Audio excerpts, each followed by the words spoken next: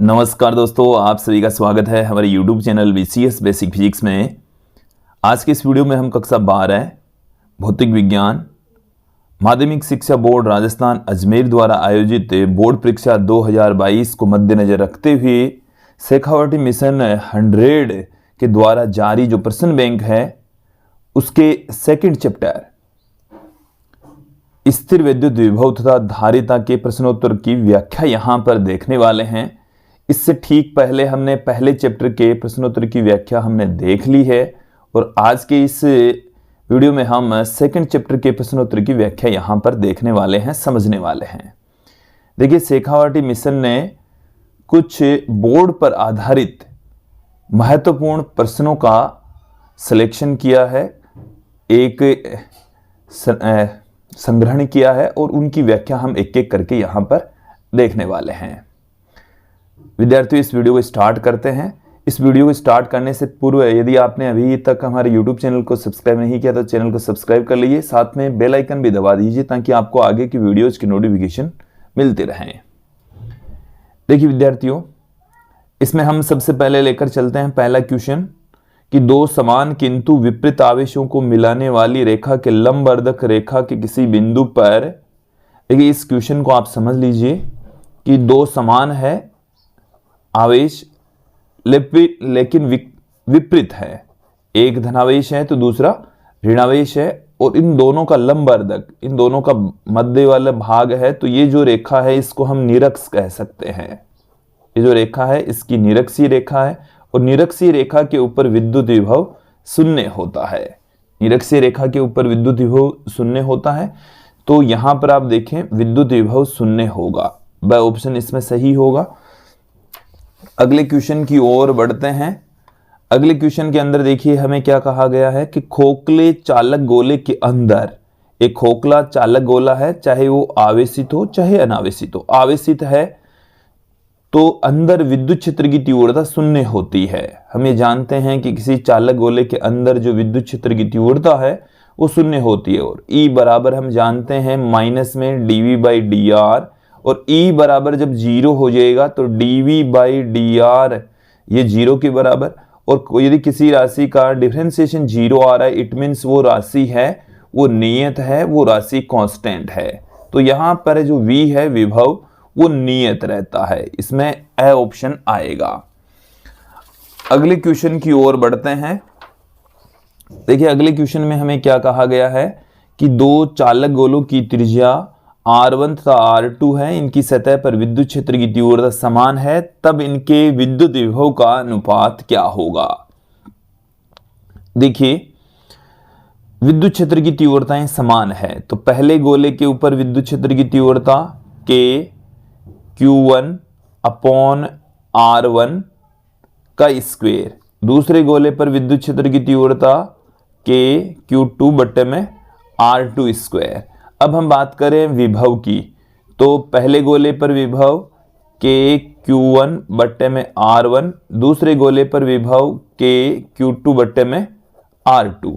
हमें यहां पर इनके विभवों का अनुपात पूछा है, V1/V2 पूछा है, तो K Q1/R1 और दूसरे गोले का हो जाएगा K Q2/R2। तो यहां से K से K कैंसिल हो गया, Q1/Q2 का मान यहां से हम निकालेंगे, Q1/Q2 का। तो Q1 का जो मान है वो देखिए यहां से E1R1² K, देखिए जो Q1 की जो वैल्यू है विद्यार्थियों, मैं यहां पर Q1 की जो वैल्यू है वो रख रहा हूं E1R1²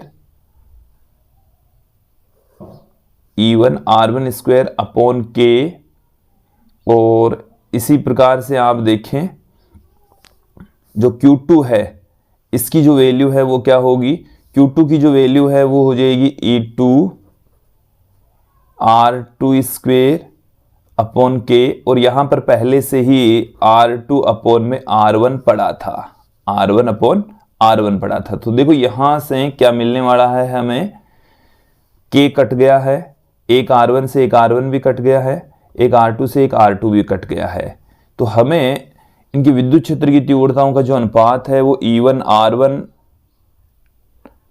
अपॉन E2 R2 प्राप्त हो रहा है, और ये कहा गया है कि E1 और E2 बराबर है, तो ये दोनों भी कट जाएंगे, R1 अपॉन R2 शेष रह जाएगा। तो इनका जो अनुपात है वो R1 अपॉन R2 आएगा। तो यहां पर इसमें आप ऑप्शन देखें, सी ऑप्शन इसमें सही होने वाला है। अगले क्वेश्चन की ओर बढ़ते हैं। तो विद्युत द्विध्रुव के कारण किसी बिंदु पर विद्युत विभव का मान होगा। विद्युत द्विध्रुव के कारण से किसी बिंदु पर जो विद्युत विभव होता है वो देख लीजिए कितना होता है। V बराबर होता है K P cos theta upon R square, ये होता है। इसे हम क्या लिख सकते हैं, K P vector dot R cap upon R square. यदि ये ऑप्शन में है तो इसमें है हमारा आंसर ये होगा, अन्यथा इसके स्थान पर हम ऐसे भी लिख सकते हैं P vector dot R vector upon R cube. देखो ये यहां से कैसे आया, ये मैंने क्या कर दिया, इन दोनों का दो सदिश राशियों का अदिश गुणनफल, इसको आप समझ लीजिए। P vector dot R cap का मतलब हो गया P वेक्टर का परिमाण, R केप का परिमाण, और दोनों के बीच का कोण तो cos थीटा के रूप में लिख देंगे हम उसे। तो ये आ गया हमारे पास में P, R केप का परिमाण होता है 1, तो P cos थीटा के स्थान पर P vector dot R cap हमने पुट कर दिया। फिर देखिए R केप एक एकांक सदिश है जिसको हम सदिश बट्टे में सदिश का परिमाण लिख सकते हैं, मतलब R वेक्टर अपॉन R लिख सकते हैं। तो R वेक्टर अपॉन R लिखा तो यहां पर घात होगी इसकी 3। आप यहां पर ऑप्शन गौर करके देखेंगे तो हमें मिलने वाला है, देखिए देखो डॉट आएगा, इसमें हमें क्रॉस वाला ऑप्शन भी दे रखा है जो कि सही नहीं है, ये भी सही नहीं है। यहां पर बट्टे में R स्क्वायर इसलिए ये भी सही नहीं है, ये बिल्कुल सही है, ए ऑप्शन इसमें सही होने वाला है। फिर अगले क्वेश्चन की ओर बढ़ते हैं। पांचवां जो क्वेश्चन है उसमें हमें 10 की घात -9 कूलम के बिंदु आवेश से 1 मीटर दूरी पर स्थित बिंदु पर विभव का मान पूछा है। बिंदु आवेश के कारण से विद्युत विभव का फॉर्मूला होता है V बराबर KQ अपॉन में R। K का जो मान होता है वो 9 गुणा 10 की घात 9 होता है। Q का जो मान है वो हमें 10 की घात -9 दे रखा है, और R का मान हमें 1 मीटर दे रखा है। यहाँ पर 1 मीटर पुट कर देंगे तो हमें 10 की घात प्लस में 9 माइनस में 9, ये तो 0 हो जाएगी, और 10 की घात 0 का मान 1 हो जाएगा, यहाँ पर 9 शेष रह जाएगा। तो इसका आंसर 9 मिलने वाला है, 9 वोल्ट मिलने वाला है। अगले क्वेश्चन की ओर बढ़ते हैं। अगले क्वेश्चन के अंदर, छठे क्वेश्चन के अंदर गौर करके देखिए कि एक धनावेश को समविभव सतह पर एक बिंदु से दूसरे बिंदु तक ले जाया जाता है। तो देखिए समविभव पृष्ठ पर किसी आवेश को एक बिंदु से दूसरे बिंदु तक ले जाने में किया गया कार्य शून्य होता है। तो यहां पर ऑप्शन गौर करके देखेंगे कि आवेश पर कार्य किया जाता है तो ये गलत है, आवेश द्वारा कार्य किया जाता है ये भी गलत है, किया गया कार्य नियत रहता है ये भी गलत है, कोई कार्य संपन्न नहीं होता क्योंकि W बराबर 0 होता है समविभव पृष्ठ के ऊपर। डी ऑप्शन इस पे सही होने वाला है। अगले क्वेश्चन की ओर बढ़ते हैं। धारिता का विमीय सूत्र है, तो देखो C बराबर होता है Q अपॉन में V, तो C की विमा वही होगी जो, चलिए C की विमा बराबर होगी Q अपॉन में V की विमा, Q अपॉन V की विमा। और देखिए इस V को हम W अपॉन में Q लिख सकते हैं, एक Q पहले से पढ़ा था, एक Q और आ जाएगा। तो देखिए W हम कार्य है, Q आवेश है, आवेश की विमा होती है A1 T1 इसका स्क्वायर, W यहाँ पर कार्य है जिसकी विमा M1 L2 T-2, फाइनली जो इसकी विमा आएगी वो M-1 L-2 T की घात 4, क्योंकि ये माइनस में 2 बट्टे से ऊपर जाएगी तो प्लस में 2, और T की घात यहाँ पर 2 है तो T की घात 4 आ गई और 1 की घात 2 आ गई है। तो ये हमारे पास में इसकी विमा मिल चुकी है M-1 L-2 T4 A2। तो ऑप्शन में यहां पर हम देख लेते हैं, देखिए T की घात -1 है, इसमें -2 है, प्लस में 4 है, 2 है, तो ये कुल मिलाकर C ऑप्शन इसमें सही होने वाला है। अब हम अगले क्वेश्चन की ओर बढ़ते हैं। अगले क्वेश्चन के अंदर देखिए हमें क्या कहा गया है, ध्रुवण सदिश P वेक्टर का सूत्र है। देखिए ध्रुवण सदिश जिसे हम कैपिटल P वेक्टर से लिखते हैं, हमारी जो एनसीईआरटी की बुक है उसके अंदर P वेक्टर बराबर अपसल नोट सॉरी काई ई दे रखा है, ये दे रखा है एक जगह पर, लेकिन ये जो फॉर्मूला है वो गलत है। इसका सही, यदि हम विमीय दृष्टि से फॉर्मूला देखें तो एप्सिलॉन नॉट काई ई इसका सही फॉर्मूला होने वाला है। तो इसमें बी ऑप्शन सही होगा। अगले क्वेश्चन की ओर बढ़ते हैं। देखिए अगले क्वेश्चन के अंदर हमें क्या कहा गया है, संधारित्र पर कुल आवेश होता है। तो संधारित्र पर कुल आवेश विद्यार्थियों, एक प्लेट पर धनावेश होता है, दूसरी प्लेट पर उतना ही ऋणावेश होता है, कुल मिलाकर इस पर आवेश 0 होता है। अगले क्वेश्चन की ओर बढ़ते हैं।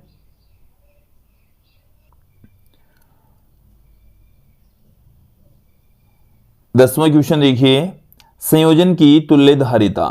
हमें एक पॉइंट दे रखा है ए, एक दूसरा पॉइंट दे रखा है बी, और इन दोनों के बीच की हमें तुल्य धारिता फाइंड आउट करनी है। हमें एक संधारित्र जिसकी धारिता सी, दूसरा संधारित्र जिसकी धारिता सी, तीसरा संधारित्र जिसकी धारिता हमें सी दे रखी है। आप यहां पर देखेंगे गौर करके कि इस संधारित्र सी का ये वाला बिंदु यहां से कनेक्ट है, इस बिंदु को भी हम यहां से कनेक्ट दिखा सकते हैं। तो ये वाला जो बिंदु है इसका विभव, इसका विभव, इसका विभव सेम होगा, क्योंकि इसके बीच में कोई वोल्टेज ड्रॉप नहीं है, इसके बीच में कोई वोल्टेज ड्रॉप नहीं है। तो इन दोनों बिंदुओं के मध्य विभव समान है, तो कोई आवेश इसके ऊपर आकर इकट्ठा नहीं होगा। ये जो संधारित्र है बेवजह ही यहां पर लगा हुआ है, ये कोई काम नहीं करता, तो इसको आप हटा सकते हैं। इसको हटा देंगे तो हमारे पास में सर्किट केवल इस टाइप का रह जाएगा। हम इस तरीके से दिखा सकते हैं। तो ये संधारित्र जिसकी धारिता C, दूसरे संधारित्र जिसकी धारिता C, दोनों समांतर क्रम में जुड़े हुए हैं। तो तुल्य धारिता C' बराबर 1 समांतर क्रम में जुड़े होते हैं, तब इनका सीधा हमारे पास में जोड़ हो जाएगा। तो C' बराबर C प्लस C बराबर आ जाएगा 2C। तो इसमें ऑप्शन बी सही होने वाला है। अगला जो क्वेश्चन है वो है समांतर प्लेट संधारित्र की धारिता निर्भर करती है। समांतर प्लेट संधारित्र की धारिता का फॉर्मूला होता है A epsilon naught upon D, और यदि माध्यम भरा हो प्लेटों के मध्य तब A epsilon naught epsilon R upon D. तो जो संधारित्र की जो धारिता होती है वो क्षेत्रफल के समानुपाती होती है, क्षेत्रफल के ऊपर निर्भर करती है। इसके अलावा संधारित्र की जो धारिता होती है वो दोनों प्लेटों के मध्य की दूरी के उत्क्रमानुपाती होती है, साथ में माध्यम के परावैद्युतांक के ऊपर भी निर्भर करती है। तो यहां पर उपयोग में ली गई धातु पर निर्भर नहीं करती, प्लेटों के मध्य के विभवांतर पर निर्भर नहीं करती, प्लेटों के मध्य की दूरी पर निर्भर करती, उपरोक्त में से कोई नहीं। तो ये वाला ऑप्शन है इसमें सी, इसमें सही होने वाला है। अगले क्वेश्चन की ओर बढ़ते हैं। 12वां क्वेश्चन देखिए कि यदि पृथ्वी का पृष्ठीय क्षेत्रफल A तथा आयतन V हो तो पृथ्वी की धारिता क्या होगी। पृथ्वी को हम एक गोला मान सकते हैं और गोले की जो धारिता होती है C बराबर होती है 4 पाई एप्सिलॉन नॉट R के इक्वल। ये किसी गोले की धारिता का सूत्र है, फॉर्मूला है। तो यहां पर हमें इस R की वैल्यू क्षेत्रफल A और आयतन V के पदों में फाइंड आउट करनी है। तो देखिए आयतन और क्षेत्रफल इन दोनों का हम अनुपात निकाल लेते हैं। किसी गोले का जो आयतन होता है वो 4/3 पाई R क्यूब होता है, जबकि पृष्ठीय क्षेत्रफल 4 पाई R स्क्वायर होता है। तो यहां पर आप देखेंगे कि R स्क्वायर से R स्क्वायर कैंसिल हो गया, पाई से पाई कैंसिल हो गया, 4 से 4 कैंसिल हो गया, R/3 आ जाएगा। यहां से हम R बराबर पुट कर देंगे 3 गुणा में V/A। तो यहां से जब हम R की वैल्यू 3V/A पुट कर देंगे, देन हमें क्या मिल जाएगा, C बराबर 4 पाई एप्सिलॉन नॉट 3V/A। यहां से यह आ गया 12 पाई एप्सिलॉन नॉट V/A मिल जाएगा। तो यहां ऑप्शन ए आप गौर करके देखेंगे, यही ऑप्शन ए सही होने वाला है। अब देखिए कि क्या किसी धातु को पराविद्युत माध्यम के रूप में उपयोग किया जा सकता है। तो देखिए एक पराविद्युत माध्यम कुचालक माध्यम होता है और ये विद्युत क्षेत्र की तीव्रता को कम करने का काम करता है, जबकि चालक के अंदर, धातु के अंदर तो विद्युत क्षेत्र की तीव्रता 0 हो जाती है। पहली बात तो है धातु कुचालक नहीं है, इसलिए इसको हम पराविद्युत माध्यम के रूप में प्रयोग में नहीं ले सकते। इसमें बी ऑप्शन सही होने वाला है। अब अगला जो क्वेश्चन है वो देखिए, आवेशित संधारित्र में संग्रहित ऊर्जा से संबंधित सूत्र नहीं है। किसी संधारित्र में संचित ऊर्जा का फॉर्मूला Q²/2C, ये सही फॉर्मूला है। 1/2C × V² और 1/2 Q × V सही है। ये वाला जो फॉर्मूला है वो गलत है, हमें गलत फॉर्मूला ही पूछा है। देखिए, एक तो आपको संधारित्र में संग्रहित ऊर्जा का सूत्र पूछा जा सकता है, और किसी संधारित्र की जो धारिता है C = Q/V, इस सूत्र को भी पूछा जा सकता है कि इनमें से सही कौन सा है। 3 गलत देंगे, एक सही वाला फॉर्मूला देंगे, उसमें से आपको छांटना पड़ेगा। अगला क्वेश्चन देखेंगे आप कि एक समांतर प्लेट संधारित्र को सर्वप्रथम आवेशित किया जाता है, उसको आवेश दे दिया गया है, फिर इसकी प्लेटों के मध्य हम पराविद्युत माध्यम भर देते हैं, तो अपरिवर्तित होने वाली राशि है। तो देखिए, हम पराविद्युत माध्यम भर देंगे तो आवेश की मात्रा पर कोई फर्क नहीं पड़ेगा, विभव चेंज हो जाएगा, धारिता बढ़ जाएगी, ऊर्जा भी चेंज हो जाएगी। तो यहां से ए ऑप्शन इसमें सही होने वाला है, आवेश के ऊपर कोई फर्क नहीं पड़ने वाला है। अब हमारा जो अगला जो पार्ट है, देखिए इस चैप्टर में से हमें एक ऑब्जेक्टिव टाइप का क्वेश्चन मिलने वाला है और रिक्त स्थान क्वेश्चन भी मिल सकता है। तो देखिए, रिक्त स्थान और ऑब्जेक्टिव दोनों में से कोई सा भी पेपर सेटर दे सकता है। उसमें कहा गया है कि वस्तुनिष्ठ प्रश्न और रिक्त स्थान वाले प्रश्न एक साथ में इंक्लूड हैं। तो रिक्त स्थान प्रश्न की जगह ऑब्जेक्टिव दे सकता है, ऑब्जेक्टिव की जगह रिक्त स्थान दे सकता है, इसमें कोई बड़ी भारी बात नहीं है। अब हम इसका सेकेंड पार्ट, हम कुछ ऑब्जेक्टिव टाइप के क्वेश्चन देखने के पश्चात रिक्त स्थान वाले क्वेश्चन देख लेते हैं, फिल इन द ब्लैंक्स वाले क्वेश्चन देख लेते हैं। पृथ्वी का विद्युत विभव कितना होता है? देखिए, पृथ्वी की जो धारिता होती है वो अनंत होती है। धारिता कितनी होती है? अनंत। ये अनंत आवेश ग्रहण कर सकती है। तो देखिए, इसका जो विभव होगा V बराबर क्या हो जाएगा? Q/C, और Q/ में जब अनंत पुट करेंगे तो विभव कितना हो जाएगा? 0 हो जाएगा। तो पृथ्वी का जो विद्युत विभव है वो 0 होता है। फिर हम बात करते हैं, 2 समान धारिता C के संधारित्रों को श्रेणी क्रम में जोड़ने पर तुल्य धारिता होगी। कि 2 श्रेणी क्रम में जुड़े हुए हैं तब तुल्य धारिता 1/C बराबर 1/C + 1/C 2/C, और यहां से हम C बराबर क्या पुट कर देंगे? C/2 पुट कर देंगे। ऐसा पृष्ठ जिसके सभी बिंदुओं पर विभव का मान समान रहता है समविभव पृष्ठ कहलाता है। देखिए, समविभव पृष्ठ भी एक अच्छा टॉपिक है, इसकी डेफिनेशन पूछिए इसमें, इसके साथ में इसकी प्रॉपर्टीज भी आपको ध्यान में रखनी है। एक गोलीय चालक पर आवेश की मात्रा दुगुनी करने पर उसकी धारिता में प्रतिशत वृद्धि। देखिए, किसी भी चालक की जो धारिता है वो आवेश पर निर्भर नहीं करती। आवेश की मात्रा आप दुगुनी कर दें।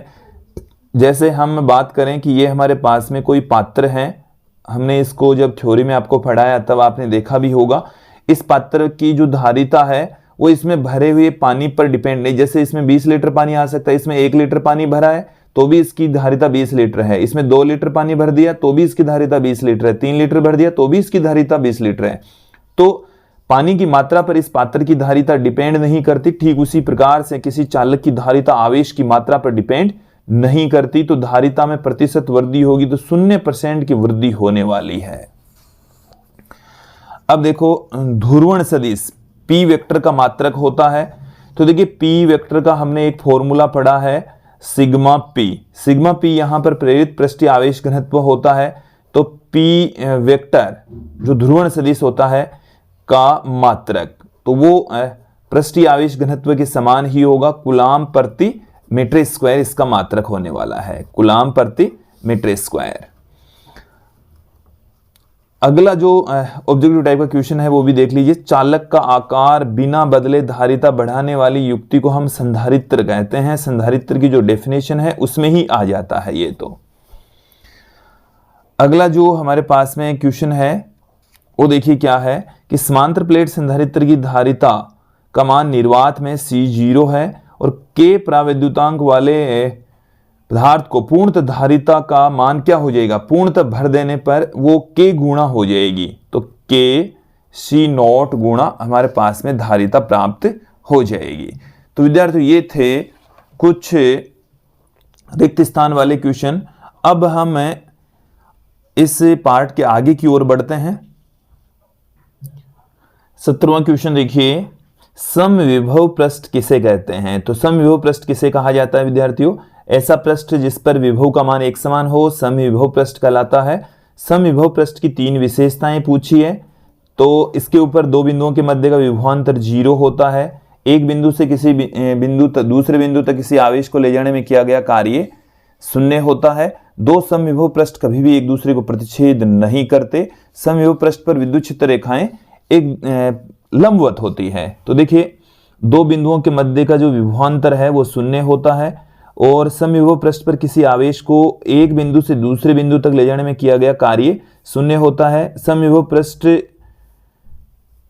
पर जो विद्युत क्षेत्र रेखाएं होती है वो लंबवत होती है और 2 समविभव पृष्ठ कभी भी एक दूसरे को प्रतिच्छेद नहीं करते। हालांकि यहां पर 3 ही विशेषताएं पूछी गई है तो 3 ही हमने यहां पर पुट की है। विद्युत विभव ये हमें दे रखा है वोल्ट में, अक्स मीटर में दे रखा है और यहां पर अक्स बराबर 1 मीटर पर विद्युत क्षेत्र की तीव्रता का मान ज्ञात कीजिए। तो देखिए विद्युत क्षेत्र की तीव्रता E बराबर होती है माइनस में dV/dr और यहां पर अक्स पर डिपेंड कर रही है तो dV/dx मैं इसको पुट कर देता हूं। यहां पर माइनस में d/dx, v का जो मान है वो है 5x² minus 10x plus minus में 9।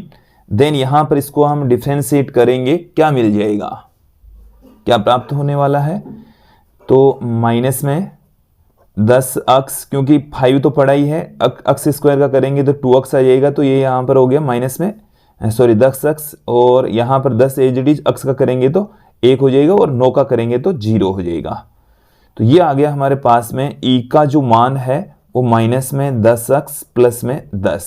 हमें x बराबर 1 मीटर पर विद्युत क्षेत्र की तीव्रता पूछी है तो E बराबर हम माइनस में 10 गुणा में हम x की वैल्यू है वो 1 पुट कर देंगे। देन हमारे पास में ये क्या आ जाएगा, इसकी जो वैल्यू है वो 0 आ जाएगी। तो 0 विद्युत क्षेत्र इसमें होने वाला है। अगला क्वेश्चन देखते हैं।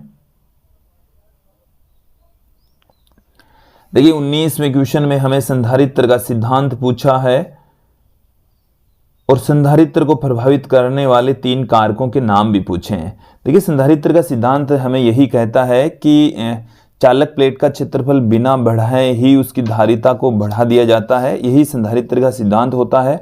और जो इसको करने का तरीका भी है, जैसे हमारे पास में ये कोई एक प्लेट है, ये हमारे पास में कोई आवेशित प्लेट है, इसके ऊपर इस तरीके से आवेश मौजूद है, ये कोई प्लेट ए है।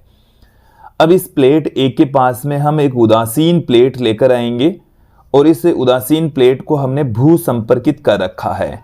तो जैसे ही इस प्लेट को इसके पास में लेकर आएंगे तो इस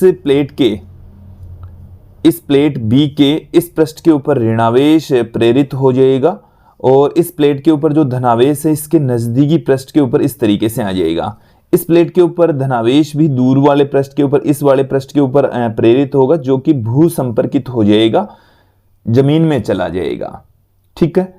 और यदि हम इस भू संपर्कन को हटा दें तो हमें इस प्रकार से संधारित्र प्राप्त होता है। एक प्लेट के ऊपर धनावेश होता है, ये हालांकि आंतरिक भाग पर होता है, पर दिखाने के लिए हम इसको बाहर दिखा सकते हैं। अब देखिए यहां पर इस प्लेट की जो धारिता है वो होती है C बराबर Q बट्टे में V के इक्वल। और जैसे ही हम इस स्थिति की बात करें तो इस प्लेट की जो धारिता है इस ऋणावेशित प्लेट के कारण से इसका जो विभव है V डैश है वो पहले वाले विभव से कम हो जाएगा। तो इसकी जो धारिता है, नई जो धारिता है Q बट्टे में V डैश, ये V डैश कम है तो C डैश क्या हो जाता है, ज्यादा हो जाता है। तो C डैश ज्यादा होता है C से, तो हमने बिना क्षेत्रफल बढ़ाए ही इसकी धारिता बढ़ा देते हैं। यही संधारित्र का सिद्धांत होता है। देखिए इसका सॉल्यूशन, हमारे को इसका सॉल्यूशन भी दे रखा है कि जब किसी आवेशित चालक के समीप कोई अनावेशित भू संपर्कित चालक लाया जाता है, तो एक आवेशित चालक है, इसके पास में हमने अनावेशित भू संपर्कित चालक लेकर आए तो आवेशित चालक के विभव में कमी आती है, फलस्वरूप उसकी धारिता बढ़ जाती, यही संधारित्र का सिद्धांत है। और देखिए किसी संधारित्र की जो धारिता है उसका फॉर्मूला होता है A epsilon naught epsilon R upon में स्मॉल डी। तो संधारित्र की धारिता किन कारकों पर डिपेंड करती है ये भी देख लीजिए। संधारित्र की धारिता क्षेत्रफल के समानुपाती होती है, यहां से इस फॉर्मूले से देख लीजिए समानुपाती होती है। संधारित्र की जो धारिता है प्लेटों के मध्य की दूरी के व्युत्क्रमानुपाती होती है, क्योंकि ये जो डी है वो प्लेटों के मध्य की दूरी है। अंत में तीसरा जो कारक है वो क्या है, संधारित्र की धारिता प्लेटों के मध्य परावैद्युत माध्यम के परावैद्युतांक के समानुपाती होती है, परावैद्युत भरने पर बढ़ जाती है। अगले क्वेश्चन की ओर चलते हैं।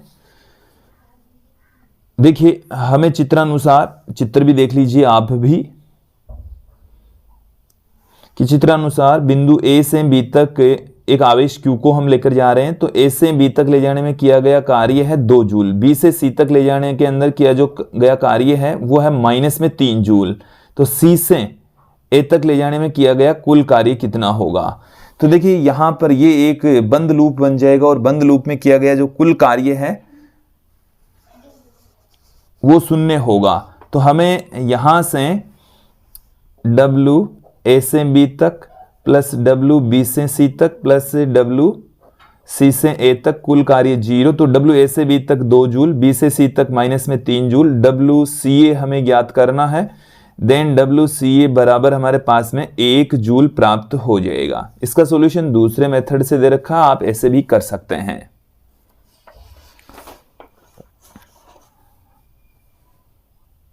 21वां क्वेश्चन देखें।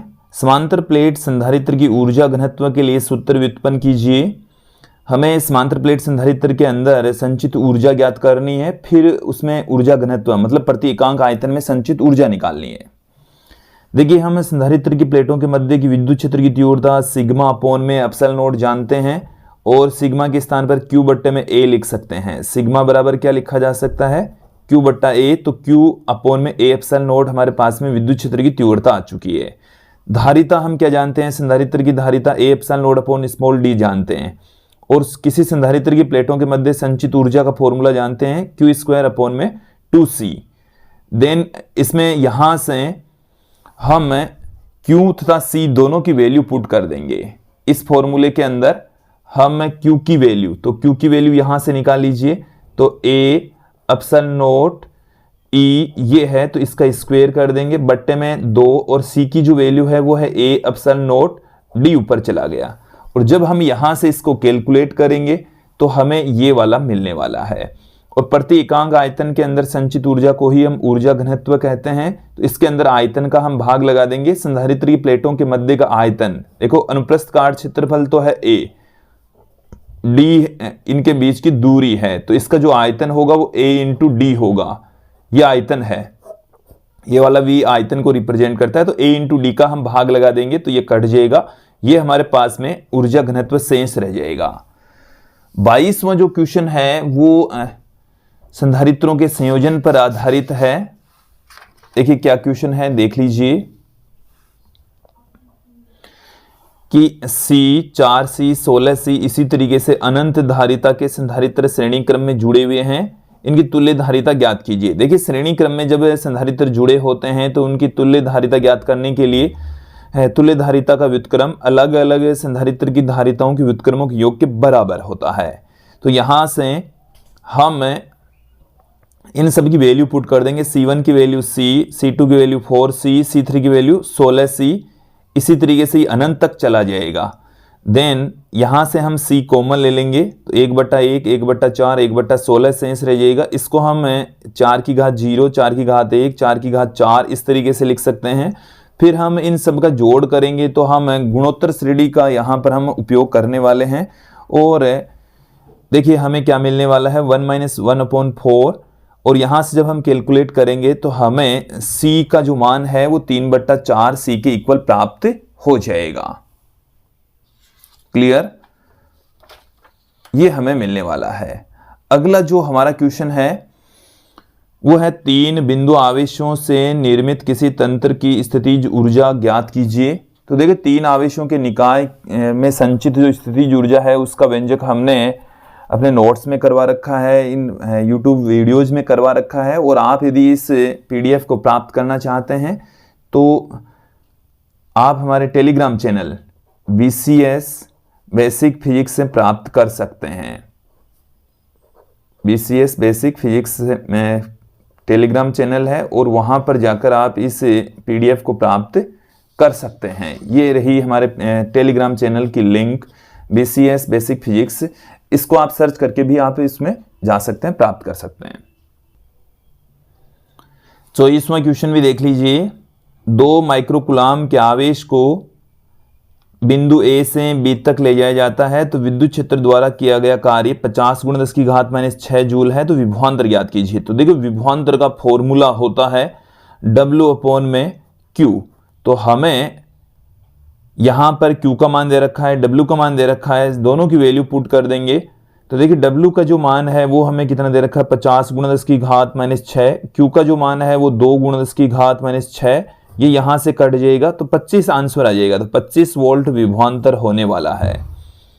देखिए ये जो अंतिम इस पार्ट का अंतिम जो क्वेश्चन दे रखा है काफी महत्वपूर्ण है, बोर्ड एग्जाम में पूछे जाने की प्रबल संभावना है, क्योंकि इससे बड़ा क्वेश्चन नहीं पूछा जाएगा। तो इसका सॉल्यूशन आप अच्छे से कर लेना, दिमाग में इसको फिट बैठा लेना। एक बिंदु आवेश के कारण से किसी बिंदु पर विद्युत विभव का सूत्र प्राप्त कीजिए। तो देखो KQ/R आपको प्राप्त करना है और इस टॉपिक को आप समझ लेंगे। यहां से देखकर भी समझ सकते हैं, इसका वीडियोज भी हमारे प्लेलिस्ट में जाकर आप देख सकते हैं, वहां से भी आप इसको समझ सकते हैं। तो विद्यार्थियों ये था सेकंड चैप्टर स्थिर, देखिए सेकंड चैप्टर स्थिर विद्युत विभव तथा धारिता। इसके हमने शेखावटी मिशन द्वारा जारी जो प्रश्न बैंक है उनके प्रश्नों की व्याख्या यहां पर देखी। विद्यार्थियों अगला जो हमारा वीडियो होगा वो थर्ड चैप्टर विद्युत धारा का होगा। बने रहिए हमारे साथ में। आज के लिए इतना ही। धन्यवाद दोस्तों।